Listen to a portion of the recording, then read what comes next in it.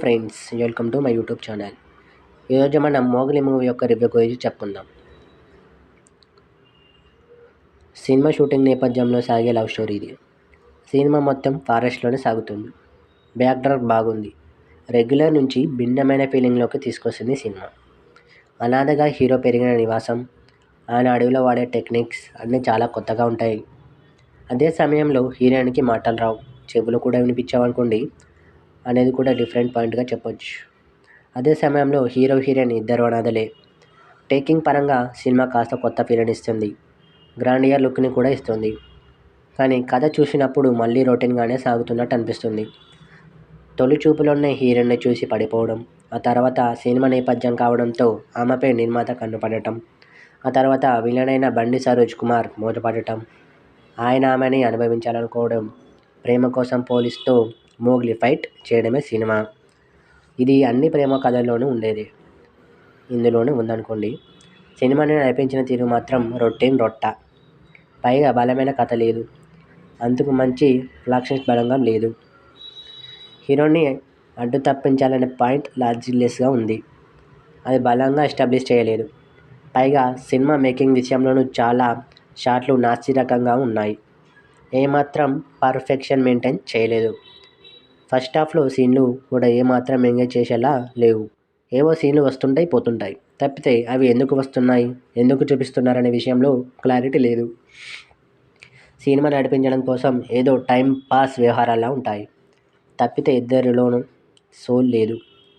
కథ నడిపించిన ఎమోషన్ లేదు. ఇంకా చెప్పాలంటే ఫస్ట్ హాఫ్ మొత్తం అసలు కథ ఏంటో అర్థం కాదనుకోండి. విలన్ హీరోయిన్పై మోజుపడటం అనేది కూడా బలంగా చూపించలేదు పాపం. ఆధార్ కార్డ్ జిరాక్స్ ఫోటోను చూసి మోజుపడటం అనేది చాలా నవ్వుగా ఉంటుంది సినిమాలో. హీరో తన పెయిన్ చూపించే సీన్లను కూడా బలంగా లేవు, దీంతో ఎమోషన్స్ క్యారీ లేదు. ఒక్క సీన్ తర్వాత మరో సీన్ రావాలని తప్పితే కథ నడిపించేలా సీన్లు లేకపోవడం గమనార్హం. సెకండ్ హాఫ్ కూడా బాగా సాగదీసినట్టే ఊహించినట్టే చాలా రొటీన్గా సాగుతుంది కథ. క్లైమాక్స్లో జేమ్స్ సినిమాని తలపించేలా తీశారు. అదే సమయంలో ఇటీవల కాలంలో క్లైమాక్స్లో దేవుని చూపించడం, హనుమంతుని చూపించడం, శివుని చూపించి హడావిడి చేసే స్ట్రాటజీ ప్రతి సినిమాలో కామన్ అయిపోయింది. కథకి సంబంధం లేకపోయినా సక్సెస్ ఫార్ములాగా భావించి పెడుతున్నారు. కానీ ఇందులో అవి చాలా బలవంతంగా పెట్టినట్టుగానే ఉన్నాయి, ఏమాత్రం కనెక్ట్ అయ్యేలా లేవు.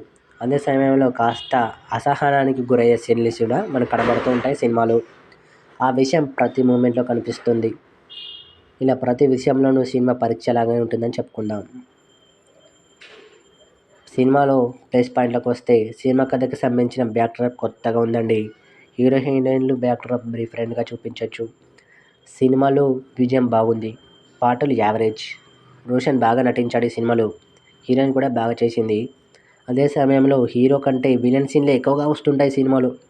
బండి సరోజ్ కుమార్ గారిని ఒక వేరే లెవెల్లో చూపించారనుకునే సినిమాలో. వైవహర్షతో సీన్లు బాగున్నాయి, ఎమోషనల్గా ఉంటాయి, విజువల్స్ బాగున్నాయి, ప్రొడక్షన్ వాల్యూస్ బాగున్నాయి. ఇక మైనస్ విషయానికి వస్తే కథనం ఈ సినిమాకి పెద్ద మైనస్. యాక్షన్ సీన్లు కూడా ఏమాత్రం ఆకట్టుకునేలా లేవు.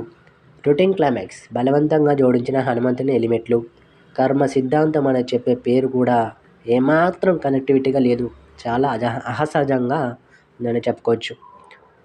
మోగ్లీ పాత్రలో రోషన్ కనకాల చాలా బాగా చేశాడు.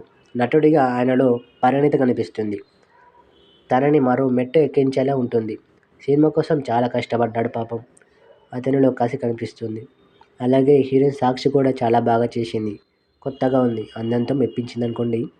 బండి సరోజ్ కుమార్ ఇరగదీశాడు, హీరో లెవెల్లో నటించి మెప్పించాడు భయ్య. ఇక కాకపోతే అదిలో సుదీప్ స్టైల్ కనిపించింది. వైవహర్ష పాత్రలో కొన్ని చోట్ల నవ్వించింది, కానీ ఎమోషనల్గా కథని పూర్తి చేశారు అండి. మిగిలిన పాత్రలు పర్వాలేదు అనిపించేలా ఉంటాయి. Okay friends.